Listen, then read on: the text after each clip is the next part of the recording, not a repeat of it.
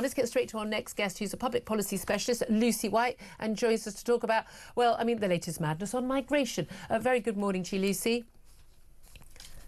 Hi, Julia. Good morning. Apologies, we haven't got too much time. I do apologise. Well, asylum seekers and migrants obviously implicated a lot in some of the new grooming gang cases, which was an interesting point that Louise Casey made in her report. But let's talk specifically about Keir Starmer, who's been rather widely ridiculed for boasting of his world-leading effort on tackling illegal migration, despite this record number of people crossing the Channel. I mean, is he losing his mind? Yes, Julia, it's just embarrassing at this point. He's just national embarrassment. And so if we look at the figures, from the year ending March 2025, there were 44,000 illegal migrants that entered our country in a year. That's 846 illegal migrants per week. And Keir Starmer is in Canada at the G7 talking about the need for innovative solutions to smash the gangs. Well, I have a policy proposal for him, which is this. If you stop the incentives of illegal migrants to come to the UK in the first place, there will be no demand for them to cross the boat. And that's what the French have been saying for years as well. We're a soft touch. We offer, you get your house, and it turns out also you even get your free TV licence.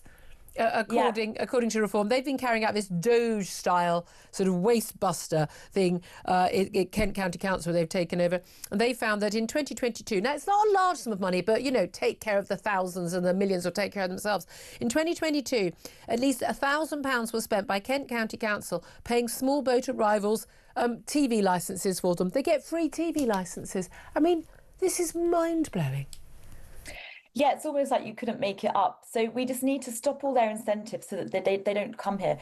And it's really important to remember, and I keep saying this, they are not fleeing a war-torn country. Exactly. They are fleeing France. Yeah. So as long as we cut our incentives and our cash benefits and our trampolines and cinemas and, TV licensing, maybe they will stay in France. And that means that they won't be paying the gangs to cross the Channel. Exactly. It is. I mean, that's the thing.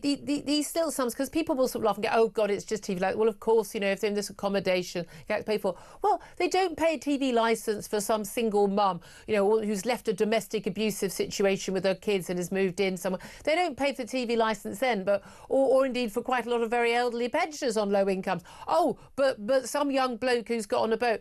And here's the thing. I know the price has gone down a lot. That's the free market economy working. But, 1,500 quid to get on a boat. You've got to spare 1,500 quid. You can probably afford your own TV licence. Well, precisely. So there's either two ways in which these illegal migrants have £1,500 across the Channel. One is that they've stolen it. And if they are stealing money, we certainly do not want them in our country stealing here. Yep.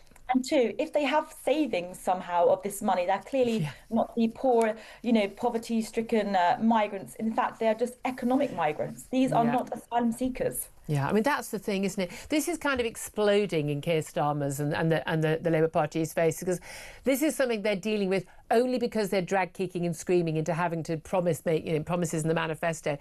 Smashing the gangs. Not working very well. Funny that. Chatting to Emmanuel Macron and getting a deal with Brussels. Funnily enough, not working very well. And it's all come as a bit of a surprise to them that it's pretty hard. But at the end of the day, Tories didn't deal with this. Labour aren't dealing with it. I would wonder how Reform, if they were the next government, would actually be able to deal with it, frankly.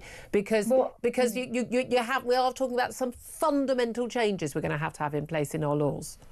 Absolutely. Well, I believe that it's got to the time, and I genuinely do believe this. It's got to the stage where the British people have had enough. A reckoning is coming. We have sat here for years dealing with the dire consequences of mass migration, and now there is an awakening. It's going to be like an earthquake. The British people will take this into our own hands. We've had enough. If the government can't do it, we will have to do something ourselves. Yeah, I think you're right. I mean, it's worrying, but I think you're right on that. Lucy White, public policy specialist. Sorry for it was such a short time. Do come on again. But Sam Armstrong, I think this just make a very good point there about there has been awakening. It's again, you can shout racist and bigot over the grooming gangs or over mass immigration or mass illegal immigration through the boats and the lorries. But at the end of the day, people have woken up to it. They're not happy about it and they want something done about it. And if this government won't do anything about it, well, the Tories didn't, you're out. Labour don't do anything about it, which they won't, you're going to be out as well, because the British public are saying enough's enough. We have reached boiling points. The public can see it now in every town every city, on every corner of this whole country. It is everywhere. And actually, politicians can do the bold things. They need to change it. They can pull out the European Court of Human Rights. They can get these courts to work properly. They're not, because they are continuing to prioritise their popularity at Islington dinner parties over doing their job, which is to represent the public. Yeah, and do the right thing. And again, you can't be concerned about grooming gangs and still have mass, uncontrolled, legal or illegal immigration. You just can't do it.